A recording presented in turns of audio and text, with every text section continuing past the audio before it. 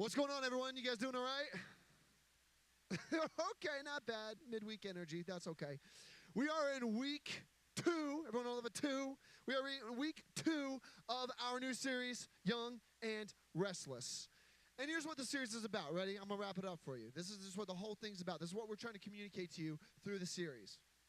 We are suggesting to you in this series that as Christians, as Christ followers, Jesus is calling each and every single one of you to lead, to bring about good, godly change, and to be an example to others, even as a young person. All right, so I'm going to say that again.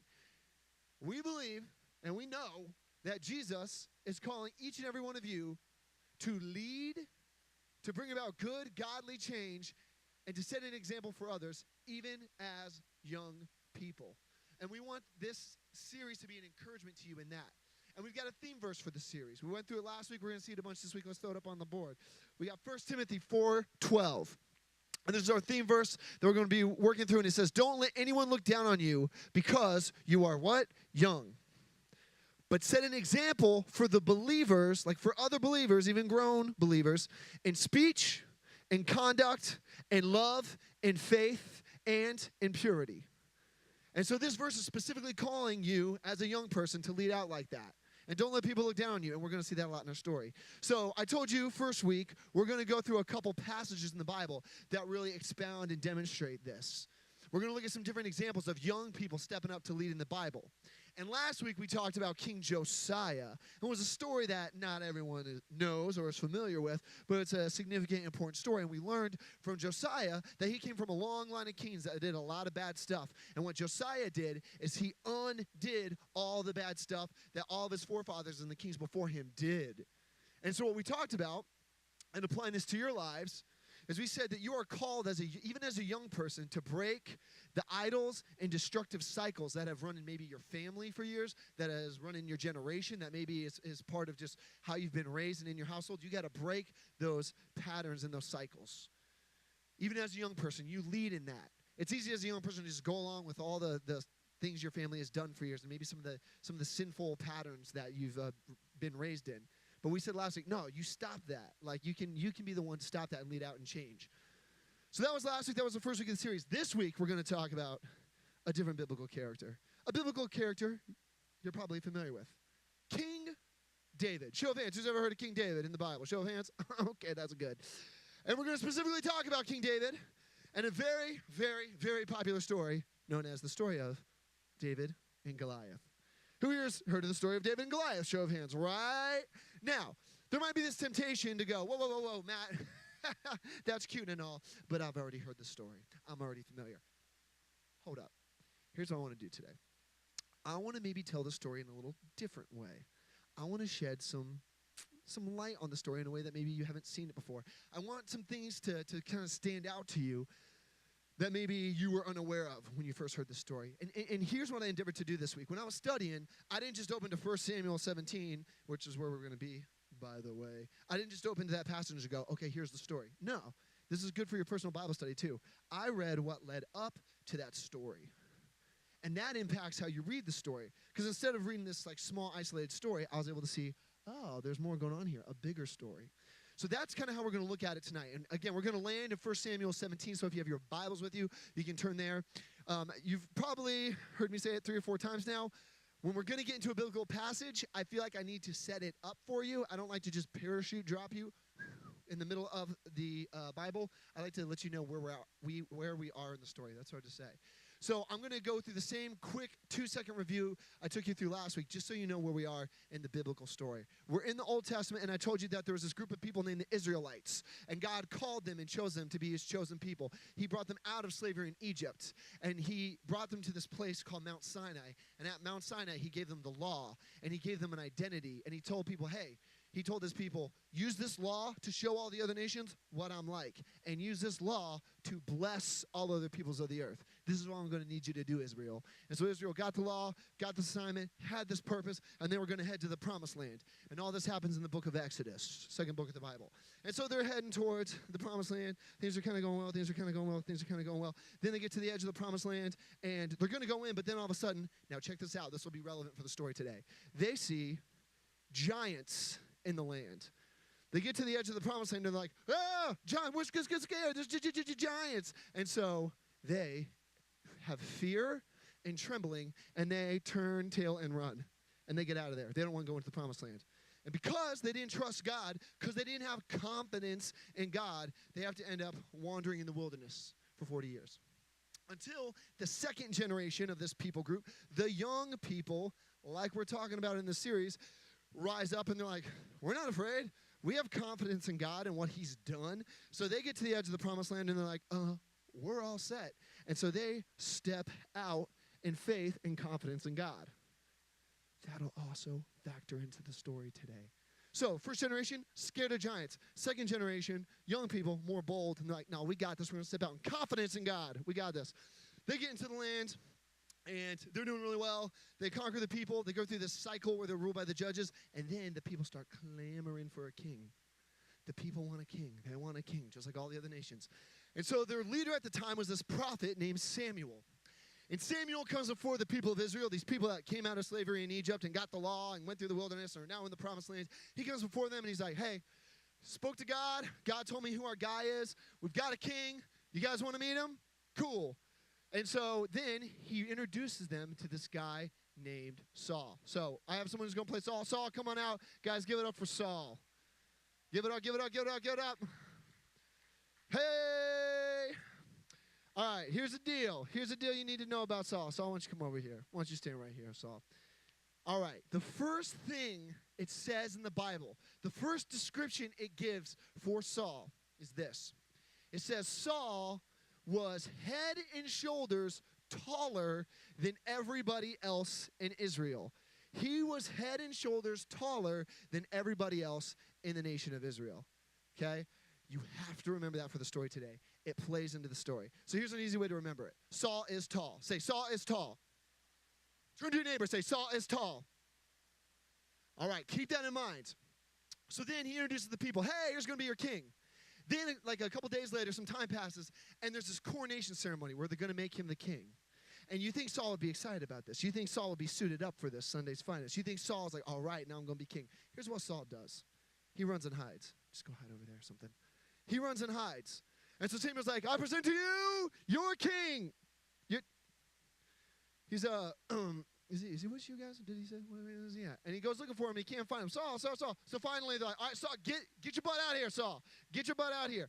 And finally Saul comes out. Now, why was he hiding? He's scared. He was scared of the moment. He was like, I don't know if I can be king. He was kind of intimidated. So why am I telling you this? This is character development. This is establishing his character. Saul is tall. You need to know that. But also, Saul tends to kind of run and hide and not face up to stuff. He tends to kind of be cowardly and fearful, and he runs and hides. But eventually, Saul is appointed king. Things are going pretty well. He has a short reign that goes well, but then he steps in some mud. And 2 different times, he disobeys God in a way that God told him not to. God said, do this, didn't do it. Then God said, don't do this, he did it. So he messes up. And because of that, the prophet Samuel is like, bro, God is rejecting you as king. You had one job to do, and you screwed it up. So, all right? Yeah, it's okay. Well, you are bad. Okay. And so he gets rejected as king. But then here's what happens. So here, come over here, Saul. So Saul knows he's rejected as king, but he doesn't know that there's another king that's going to be waiting in the wings. And that's where our other character, David, comes in. And so Samuel asked the Lord, hey, Lord, who is this king? You're going to raise up another king, but who's it going to be? And he leads him to this guy named Jesse, who has all these sons, and his youngest son's name is David. So let's bring out David. David, come on out here. Come on out. Let's give it up for David. Woo! Hey, all right. Here, over here, David. Come over here, David. All right, so here's what you need to know about David. David is the youngest child in his family. This means he's in biblical times, not today. This means he's the least important and the most looked down upon. He's the youngest child, and he's just a shepherd boy. This isn't a position that commanded respect. He wasn't making a lot of money. He was just kind of a nobody back then. But God says, this is my guy. And so Samuel anoints him as king. He says, all right, you're going to be the king. Problem, how many kings do we have now? 2. We have 2 kings. This is kind of weird. And this is a story kind of about 2 kings. Now, again, Saul doesn't know about David. But David does know that Saul is king. But he doesn't know that David's been anointed king. So David actually establishes a rapport and a relationship with Saul. Saul goes through some depression, okay? Some frustration. Okay, that's good. That's not bad. Okay. He's going through some bouts of depression. He's not really feeling good. He's in a bad place. So he needs David to play some music for him. And so David he's a really good harp player. He plays some music for Saul. He gives counsel to Saul. So they kind of get a friendship and a rapport. However, David continues to go visit Saul, and then he'll go back home and tend to his sheep. He'll go visit Saul, and then go back home to his sheep. And this is kind of their relationship. And this is where our story picks up today. This is all that's happened. Saul rejected his king. David's the king waiting in the wings. Saul doesn't know about that. Saul still very much likes being king. But here's the problem in our story today. Saul is being invaded by a people group named the Philistines. Everyone say Philistines. The Philistines. And the Philistines are coming to take over the land of Israel. They're a foreign invader. Now, the situation, though, this is a precarious one. It's a dangerous one. The Philistine army, they post up on this giant hill, this mountain, over what's called the Valley of Elah. And in the Valley of Elah it has a low elevation, and it's between these two mountains, okay? So you have the Israelite army, you have Saul and the Israelite army. They're on one mountain looking down on this valley, and then the Philistine army is on this other mountain looking down on this valley. Now, again, this is maybe something in the story you haven't heard before, but this is significant to the story. Neither side is going to be able to attack the other side. Neither side can move. They're at a gridlock. And here's why. Back in these days, and in the military strategy of these days, you always wanted the high ground. You always wanted to be in a higher position than the person attacking you. So even right now, like Beans, if I was like, try to get on stage, I would be at an advantage, first of all, because I'm super strong, obviously. And then second of all, because you have to literally fight uphill. So I could like kick you and throw stuff at you and like big face you away and push you down. And you'd have a harder time getting on stage, right? Because I have the high ground. Well, neither military wants to attack each other because they're going to have to attack uphill. What's more, let's just pretend and say the Israelites are like, all right, guys, we're just going to go for it. Charge! And they run at the Philistines. The Philistines are going to laugh and be like, okay. And then they're just going to throw rocks and spears, and they're going to send guys to the base of the mountain and just start like knocking fools out, and Israel's not going to have a chance.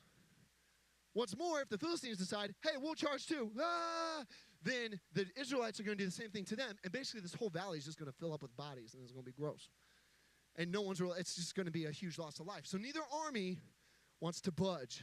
They're at a standstill. And so this is the tension that the story finds us in. But then there's a problem. There's an additional problem with the Philistines.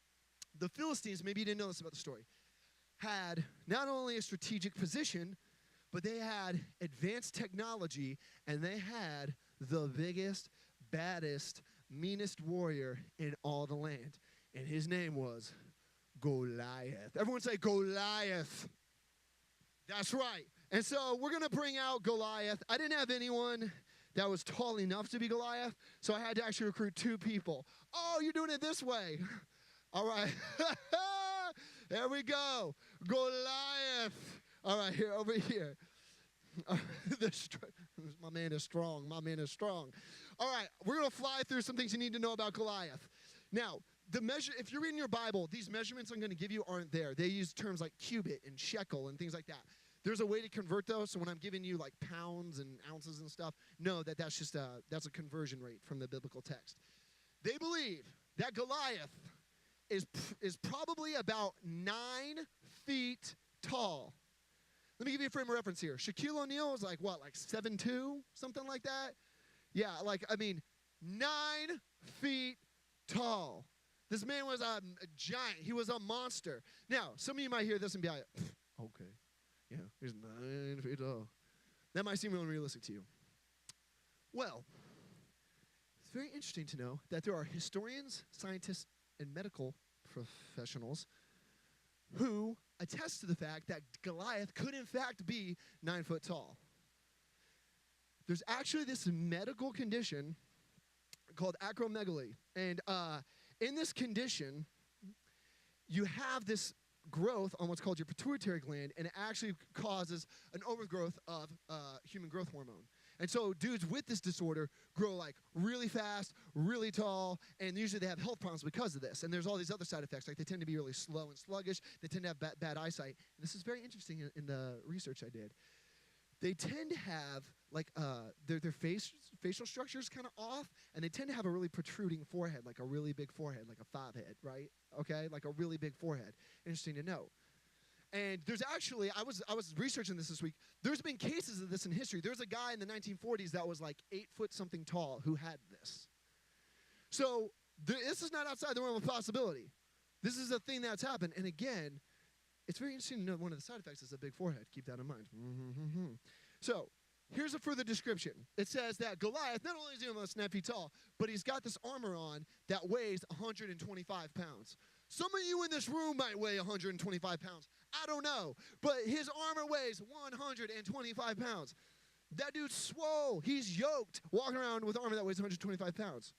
Here's the third thing it says about him. It says he's got a giant spear. We have a sword in this case. But he's got a giant spear that weighs 15 pounds, and it's made of iron. Now, you might think, like, okay, it's made of iron. Whoop-de-doo. What does that even mean? Well, here's the deal.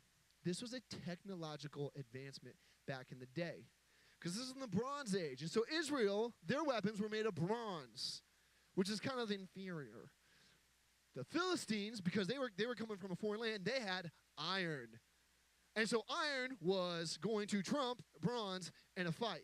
Let me give you an example in case you're like, what are you even talking about? Okay, say you went to a fight with an aluminum bat, and the person you were fighting had just a skinny wooden bat. You would have a technological advantage over this person with the wooden bat. Does that make sense? Yeah, good. Okay. So the Israelites didn't want to mess with the Philistines. They were working with the greatest warrior in the land.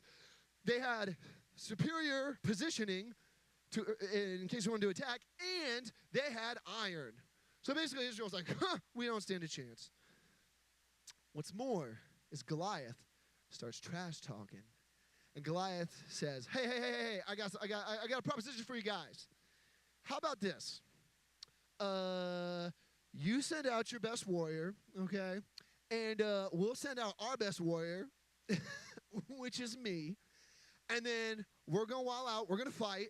And then whoever loses, that people group has to serve and be enslaved to the other people group. Deal? You got a deal? Now, to us, this just seems like it's something that Goliath's just coming up with. This is actually quite common in this day and age. And in this day and age, whenever two armies would oppose each other, whenever they were at a standstill like this, again, neither army wanted to move because, like, if we go down that hill, we're dead. Neither army wanted to move. Both were gridlocked. So what they would do to save on lives and save on resources is they would enter into what was called champion combat or single combat. And so the greatest warrior from one side would go fight the greatest warrior of another side. And whoever wins all the marbles, and the losing people group has to be conquered by the winning people group. And so this is what Goliath is suggesting.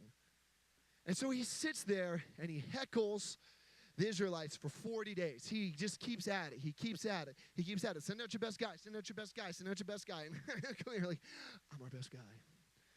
So here is what happens next. The Israelites have to respond. Now, let me ask you this. If Goliath is the tallest guy for the Philistines, wouldn't it make sense for the Israelites to send out their tallest guy? And let's see if you were paying attention earlier. Who's the tallest guy in Israel? That's right. Say, Saul is tall. Turn to your neighbor and say, Saul is tall. And so Saul, come over here, Saul. Saul should be the guy that's going to go fight him. Once more, Saul has actually a long military history of fighting the Philistines, so this is not his first rodeo. But you know what our boy Saul does? It says that he and the rest of the Israelites become afraid and begin to tremble. And Saul hides in his throne room and won't come out and fight Goliath. Now, let's flashback, rewind. Remember when Saul was supposed to be appointed king and he was like, I don't know if I want to, and he went and hid? Yeah, same thing here. Character development, except that he doesn't really develop. It's the same thing. He runs and hides because he's scared. So this is the situation. This is the tension of the passage. So then David is out doing his shepherd thing. He's out doing his shepherd thing, and he's got 3 brothers serving in the military, and his dad's like, hey, go bring him some food. And he's like, okay, Dad, let's go. And so he goes, he runs to the front lines. He assesses the situation. He's looking around, hearing all this stuff about Goliath, and he's like, who is this guy? Why are you guys afraid of this guy? This is ridiculous. So then, because David seems so confident, we don't even know like why he's so confident yet, he's called to go before King Saul. And so we see that happen. So Saul, come back over here. David, you step back a little bit. I need you guys to face each other. So Saul, you stand here. David, you stand right here. All right, scoot it in. So they're going to have a little conversation. And Saul hears that David is brave and courageous. And he's like, this dude's not scared. He's not flinching. What's the deal with this guy? I should talk to him. So we approach. Okay. You guys already know each other just in the story. But okay, if you haven't met in real life, that's good that you guys got to know each other. That's great. So here's what happens. David walks in. And this is what he tells Saul. He says, do not let anyone's heart fail. In the original language, it actually reads, do not let anyone's heart fall. Don't let anyone be sad or heartbroken about the situation. Because he says, I will go and fight with this Philistine. Now, 2 things. Quick review. Has anyone volunteered to fight Goliath yet? No. Everyone's too scared of giants, just like their ancestors before them who didn't want to go into the promised land. David's like, no, I'm going to go do this. But here's what's crazy. In the original language where it says go and fight, there's this verb in Hebrew, lacham. And this is what's actually used, and it means devour. David literally says, I will go devour him. So not only is David like, I'll go fight him and beat him, David's like, nah, I'm going to go eat this dude's lunch. I'm going to tear this dude apart. I'm going to kill this dude. Like David, I mean, he's being bold. He's being courageous. So let's see how Saul responds to that. Let's see what Saul has to say to that. Saul speaks 4 words that are so insulting. You're so rude, Saul. He says, you are not able. Ouch. You are not able. What's his reason? What's his rationale? He says, for you are but a youth. Now, we're going to see this word twice in this passage today. A youth, it's this word in Hebrew. I'm just going to teach it to you because it sounds cool. No, it's na'ar. Everyone say na'ar. Na'ar. And so he says, you're just a na'ar. You're just a youth. You don't really matter. Now, hold up real quick. Hold up. So for this series, Young and Restless, we're talking about stepping up and stepping out as young people and leading. And our verse is, throw it up there, 1 Timothy 4:12. Don't let anyone look down on you because you are young. Well, what's Saul doing? He's looking down on him because he's young. Rude. And so he's not even giving him a chance. So David doesn't flinch. He's like, it's okay. And so David goes on to kind of give Saul his resume. And he's like, Saul, check this out. So I know you think I can't, but he begins to tell Saul about all these things he did as a shepherd boy. And he's like, bro, back in the day, I used to be guarding my sheep because that's what you did as a shepherd. And guess what? All these crazy animals would come at me. Lions would come at me. Bears would come at me. And you know what I did every single time? I struck them down. Lions would come at me, I'd strike them down. Bears would come at me, I'd strike them down. I'm not afraid. I got this. I can take on those guys. Then he tells a story. Now, this is going to seem random and irrelevant, but trust me, it's going to come back at the end of the story. He mentions to King Saul that every once in a while, if he would strike down a lion, he'd have to go pick up the lion by the beard and strike him down again to make sure he's dead. Well, we can probably assume that he did this because he probably had one encounter where he thought the lion was dead, and he did what you do with anything you're not certain of. Like I did this as a kid. You poke it with a stick, right? Like we used to go to the lake and there was a fish in the water. We're like, is it alive? I don't know. Poke it with a stick, you know? Or like you see some kind of animal in the yard. You're like, we don't even know what this is. Dude, we better poke it with a stick, you know?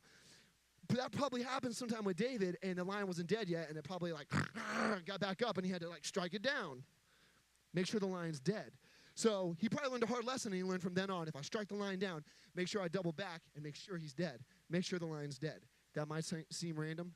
It's coming back later. So he gives Saul his resume.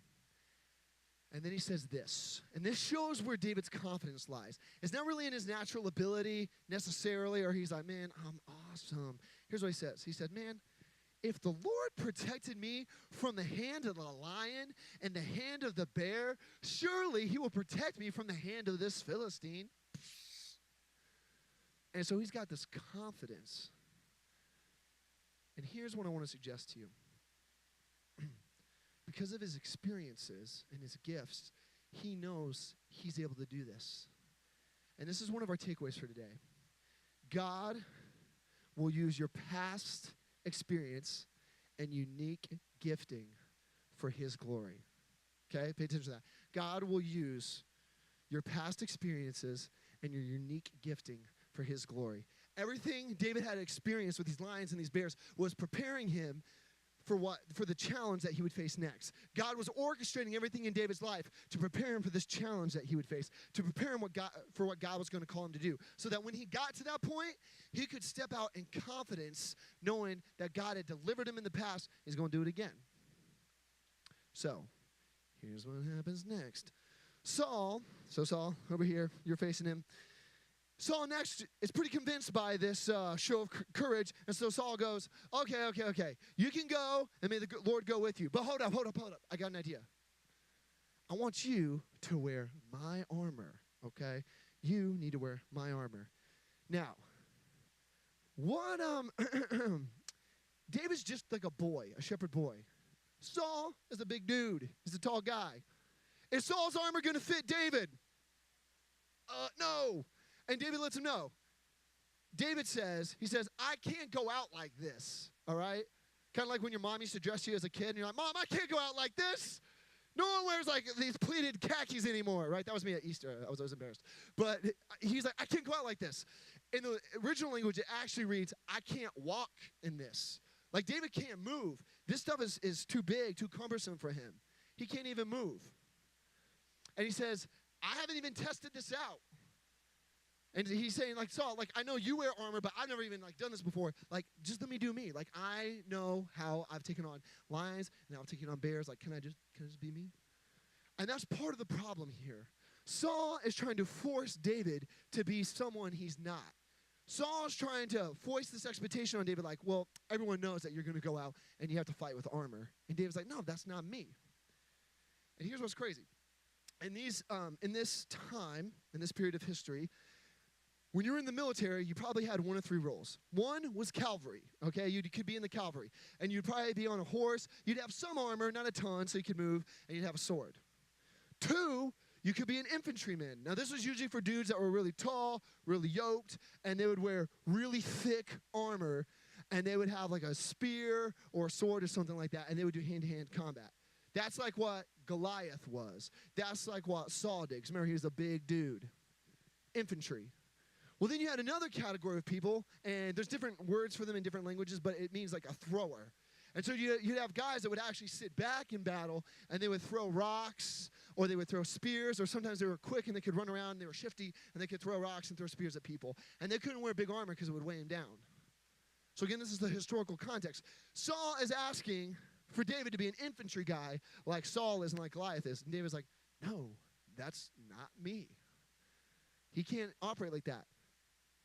See, God uniquely gifted David with a skill set that he perfected and honed as a shepherd boy.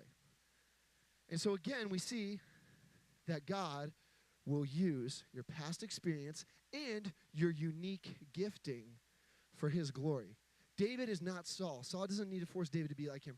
God has uniquely gifted David and prepared him for the moment ahead and orchestrated everything in his life to lead him to the challenge he's going to have to face so he can step out in confidence in God, knowing that God has delivered him before and will do it again. So, before we move on to the face-off, the final showdown, here's one thing we need to look at. I said this is a story of two kings. You've got Saul, who's super tall. Everyone say Saul is tall. And then you got David. He's just a kid.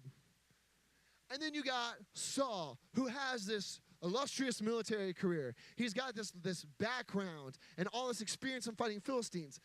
One could argue that his past experience and his unique gifting is preparing him to go fight Goliath because he's got a past there. One could also argue that David, he's got past experience and unique gifting that God has orchestrated and brought about to prepare him for battle.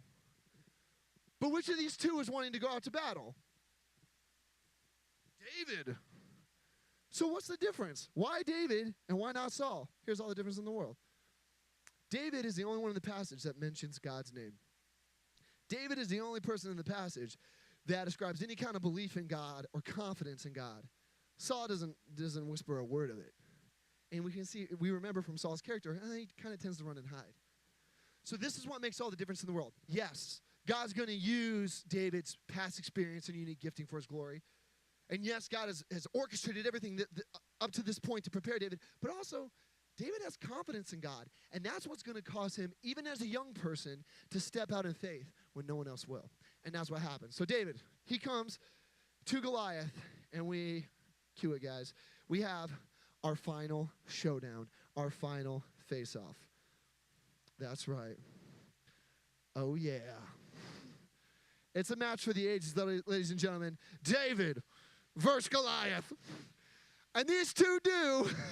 Is that how people fought back then? You're not an Irish guy from the 20s, all right? Stop. All right, so they did what any two great warriors do before a fight. Trash talk. And so the trash talk begins. And as David comes out, people clapping. As David comes out, the text says that Goliath looks at David with disdain because he is a youth. We see this again. And that word there is this word na'ar. Everyone say na'ar. And that means he's a young person. He is a youth. And Goliath is looking down on him and despises him because he's young. He's like, oh, you're sending me this guy? Now, let's just check in real quick. This is the second time in the passage this junk has happened. And again, this is what our whole series is about. Our verse from 1 Timothy 4:12. Don't let anyone look down on you because you are young. Here's what's interesting. In some translations of the New Testament, it actually says, don't let anyone despise you because you are young. That wording perfectly matches here what Goliath does. It says that he despises David because he was a youth. And so then Goliath starts to trash talk. And he says, oh man, I swear by all my gods that by the end of the day, the birds of the air and the beasts of the field are going to be chomping on your flesh, which is a little intense. But then David responds, and one of the things he says to Goliath, he one-ups him. He says, okay, cute. Well, by the end of the day, all your people are going to be laid out, and the birds of the air and the beasts of the field are going to be munching on their flesh. So he totally one-ups him. Oh, because Goliath's like, no, it's you. And he's like, no, all your people. And so the trash talk is going on. But then here's what happens. David switches gears a little bit. And David says, hey, he shows us where his confidence lies.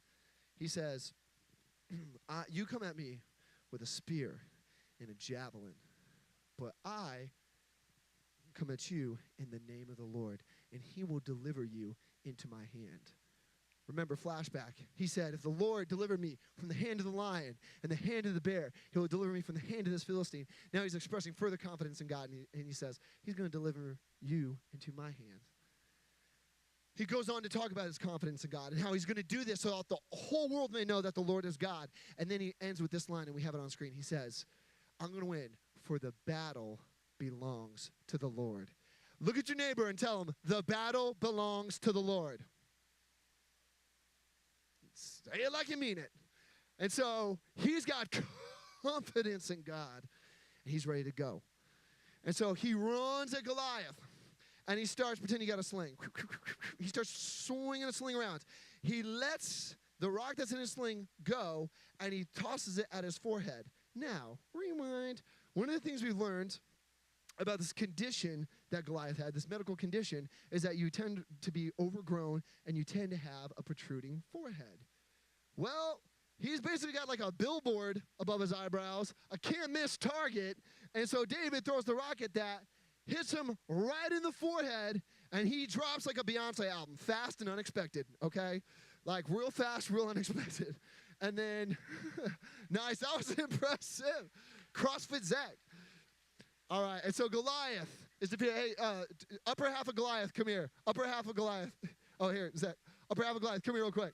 Just lay down here because we have to cut your head off, okay? Here, go ahead and lay down there. We won't actually cut your head off.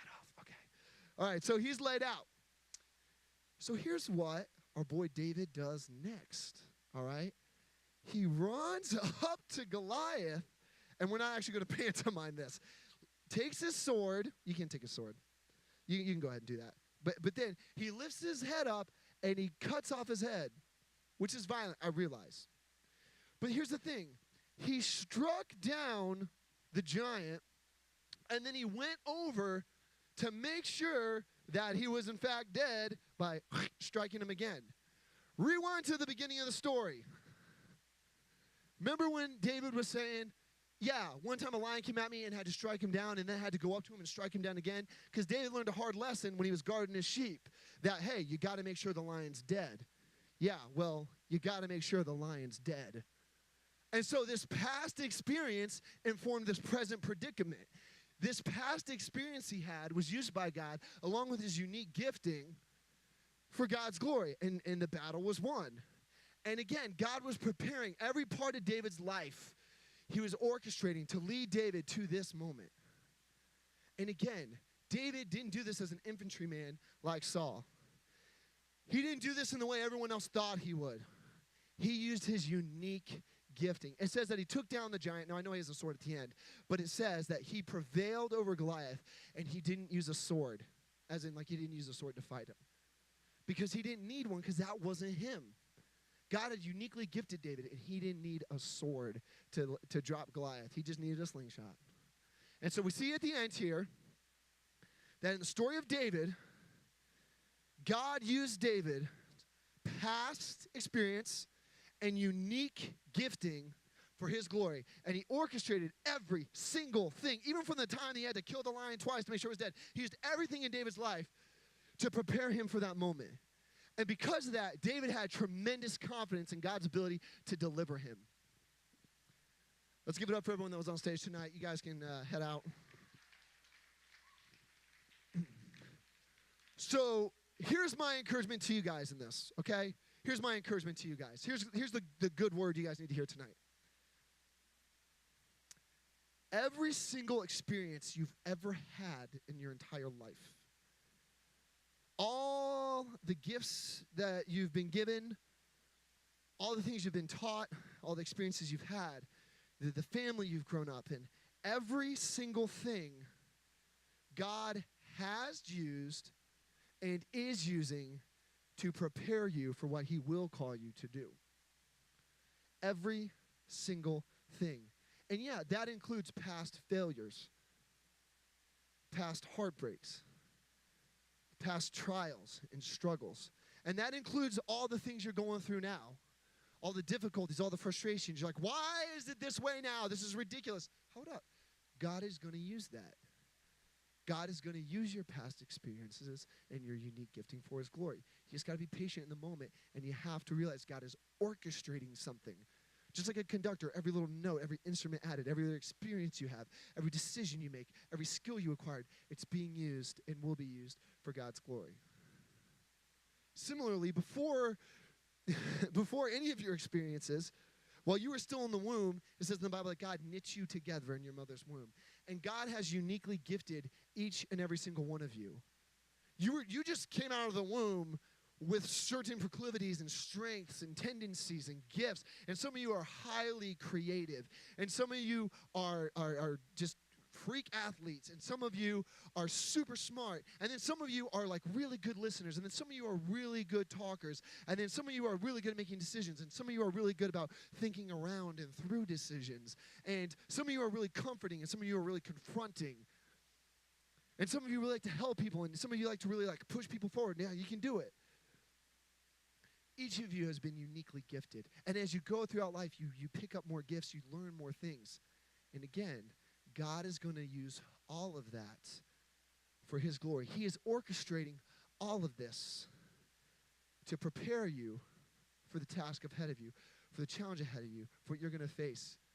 And so this should give you confidence to step out, even as a young person, and lead, even when no one else is. David. People are throwing shade at David because he's young. The king was throwing shade at David because he was young. Goliath is throwing shade at David because he's young. But David realized, like you guys should realize, past experiences, unique gifting, all being used, all preparing you for what God's going to call you to do. And so that should give you confidence. And so as you guys here begin to step out in faith, even as young people, here's what I would encourage you to do with this knowledge. I would encourage you to start leading in your families. Maybe you're the youngest sibling like David. And you feel, or maybe you're the middle sibling and you feel like, man, no one listens to me, I'm a middle child. Middle children in the room, praise hands. He gets it. Step out in confidence, knowing that the battle belongs to the Lord. Know that you are called to lead. Jesus calls you to lead, calls you to bring about change, calls you to set an example. So be the one in your family, even if no one else is a Christian, even if no one else is really faithfully following Jesus, you step out and lead when no one else will. Maybe in your school, maybe it's a FCA and like there's not really a lot of student leadership, or like people aren't really doing anything in your school to help lead others to Jesus. And so maybe you're a freshman or you're a sophomore and you're like, well, I'll probably wait till like I have more influence on my senior year. Why? We saw in the story today, God calls you to be audacious. If no one else is doing anything, step up and do it. My experience when I was your age is I had played music my entire life. I've been playing guitar since like second grade, and I played a couple gigs and was in a couple bands. And our version of Sublime didn't have a band, and so they asked me as an 8th grader to lead the band. And when I first stepped up there, I think my voice was still changing, so I was like, I don't know if I can do this, guys. But when I looked back, I was like, you know what? God's been preparing me since I was in 2nd grade to step into this role. So I don't need to be nervous about it. I need to just step into this role. So maybe that's you at your school with FCA. Maybe you're a 9th grader or a 10th grader, and you're like, no, I need to step up and lead. Maybe on your team, you're like, I'm not the best player. I'm an underclassman. No, that doesn't matter. You step out and lead in helping people find and follow Jesus and pointing people to the Lord. And even here at this church, we have so many areas that we need people to help serve. And here's the thing. People who are older in this church, it's tough because they're like, man, I've served for years. And sometimes there's a level of fatigue there. And they're like, oh, man, I travel a lot to go see my grandkids, which God bless them for doing that. They should. And then you have adults maybe in their 30s and 40s that are like, man, I've got 373 kids. And they play 575 sports. And I have to wait like 3 days in traffic every day. I barely have time to serve. It's exhausting. And so maybe as the second generation, as the next generation, as the young people, maybe you guys should step up and help lead out. And at the end of service, we're going to have some directives for you guys, some action steps you can take to do that. Maybe it looks like becoming a shift leader on Sunday mornings for some of you, for you upperclassmen. Maybe it's serving in NMC Kids downstairs. And again, we'll give you some more clear instructions on that as we pray out here in a minute. So as you leave here, I just want you guys to be encouraged. I want you to remember the story of David and Goliath. And I want you to remember that God will, not might, not could, God will use all of your past experiences, the good, the bad, the heartache, the triumph, all of it. God is working all things together for the good. God is orchestrating everything. He's going to use your unique gifting, this beautiful, wonderful way he made you, all these incredible skills you have. He's going to use for his glory. So when you look at your life now and you look at your life back then, see the great orchestration, see the purpose and what God is weaving together, what God is preparing you to face. And may you, as you realize that, then have the confidence that God has delivered in the past, he is delivering you in the present, and he will deliver you in the future. So have confidence and step out in that confidence like David did, knowing that the battle belongs to the Lord. The battle belongs to the Lord. The battle belongs to the Lord. Pray with me. Dear Lord, we come humbly before you now, and we thank you for your goodness, for your kindness, and for your grace. Lord, we thank you that life is not a random sequence of events. It's not just chaos. Lord, every single thing is being redeemed in our lives. Every single thing is leading us to that thing you're going to have us confront, that thing you're going to have us face, that great work you are calling us to do. And so, Lord, I believe that you're going to do a tremendous work in the lives of these students. I believe that you have given them these past experiences, Lord. I believe that you have given them these unique gifts so that they can make a tremendous impact for your kingdom. So as Christ followers, may we step up and lead and bring about change and be the example. And I just pray a special blessing over these students, Lord. May they feel every time they step through these doors, may they feel not only loved by you, but loved by every single person here. Their group leaders, the band, the staff. And Lord, may they walk out these doors encouraged to be more confident Jesus followers in every context in which they find themselves. And we pray this in the name of the Father, and the Son, and the Holy Spirit. Amen.